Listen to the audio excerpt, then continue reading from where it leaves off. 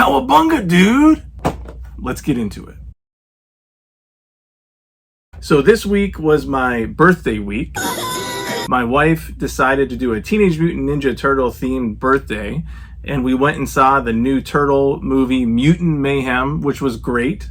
And I have the complete Funko Pop set here that we're going to take a look at out of box as well. But Ninja Turtles, that was my show when I was a kid. It came out when I was in elementary school, and it matched up with my kind of age and interest more so than some of the other memorable cartoons of that age, of the late 80s, early 90s, like G.I. Joe, Transformers, He-Man. I kind of missed those. Either I came after or like before with Power Rangers when I was in middle school that came out. So Teenage Mutant Ninja Turtles kind of came out right at the perfect time, and they're probably my favorite cartoon ever. I can remember one time during show and tell, I think it might have been first grade or second grade, I brought a VHS Teenage Mutant Ninja Turtles with me, and the whole class watched it. And for those 20 some minutes, I remember I felt so much pride that everybody else in that room was watching my show, that for those 20 some minutes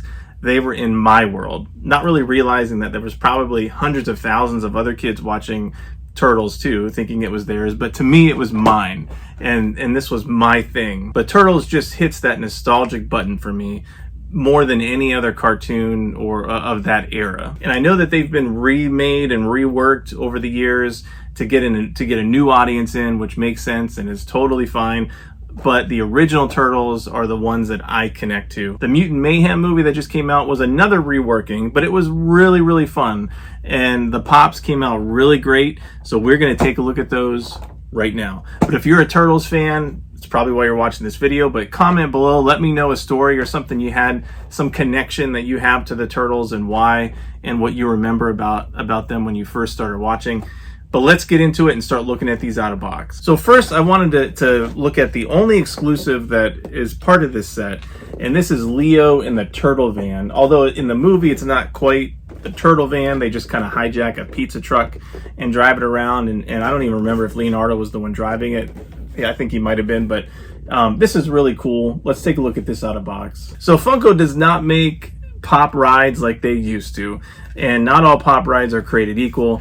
They're much smaller, and the Pops do not come out, which I wish they did, but here, this is what they look like now. So here is the Turtle Van Pizza Time Mutant Mayhem Pop Ride with Leonardo in the driver's seat. Very, very neat. Very cool. If you want a comparison of what this looks like compared to the original Turtle Van, here is the original Turtle Van that Funko came out with. Big difference in size, and it came with Michelangelo, who comes in and it can come out of the vehicle as well. So this was what they used to look like, and this is what they look like now. And these cost more, which is great. But back in the day, my brother and I had almost all of the vehicles. We had the skate, we had the van, the blimp, all that cool stuff. We never did get the Technodrome, which was Shredder and Krang's big hideout. But we had a ton of Ninja Turtles, and I still have them somewhere. Maybe we'll do a vintage video going through those and looking through that. So here's Leo in the van. So here, take a look at Leo first here. Here he is individually in the box. So the Turtles in the movie, I won't do many spoilers, but the Turtles in the movie are younger. And so they sound younger, they act younger. But here we have Leonardo out of the box. He's got one of his katanas out in one hand. The other katana is in the casing in the back. So I like that they kept the overall look of the Turtles fairly close to the original look here on the shirt. Some of the reimaginings of the Turtles have gotten a little wonky looking and doesn't really resonate with me much, but this movie did. So here is Leonardo. Next up, we have Michelangelo. Cowabunga, dude! This one looks so much cooler out of the box than in the box. You can see one of his nunchucks is like spinning, which is really neat. And the other one's at his shoulder. So really nice job on this Funko. There is Mikey. Next up, we have Raphael, the turtle most in need of anger management. So they did a little bit of a remake of him where his bandana covers the entire top of his head, which looks really cool. So he's got two of his sais out. So here is Raphael. And in the movie, he's kind of portrayed as a little bit bulkier and bigger, which was pretty cool. And last but not least, my favorite Ninja Turtle, Donatello, the brains of the operation. Now, in the movie, he sounded the most like a little kid, which kind of caught me off guard a little bit, but I kind of got over it as the movie went on. So he's got his bow staff out. They took some liberties and put glasses on him, which he doesn't have anywhere else that I can remember. But here is Donatello. Really, really cool. These look really great out of the box. Their bandanas are not too big like the original Turtle Pops, which is kind of hard to display them a little bit.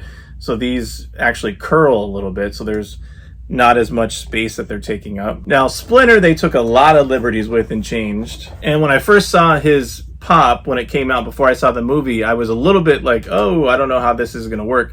But he actually was my favorite character of the movie. And I'm not going to spoil why, but he just was really, really likable and an awesome character. So here is the Splinter version of this movie, Mutant Mayhem. Very, very cool. And next, the Turtles' favorite human companion, April O'Neil, also gets kind of a remake. So she is a high school student that's an inspiring reporter. So not quite a reporter yet, but here is the remaked April. So really cool. And the last pop that they came out with so far for this movie, there's so many other characters that they could make and I would buy them instantly, but the new villain of this movie, and I don't believe this is a character that was ever created prior to this movie, it was just for this movie, but here we have Superfly. So Superfly is a pretty intense bad guy in this movie.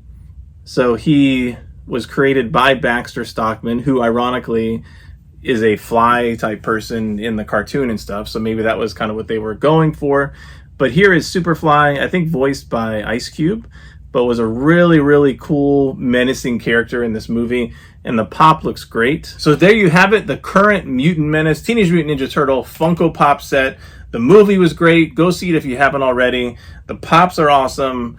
Really glad I was able to pick these up, including the Target exclusive, which I tend not to pay retail for, but I did for this one. Really, really awesome stuff. Let me know in the comments below if you've seen the movie. What did you think about it? And are you going to, or did you collect this line? So thank you again for watching this video. Make sure you subscribe to the channel if you haven't for more Funko Pop and pop culture related content. I'm going to go put these guys on the shelf. Until next time. Excellent!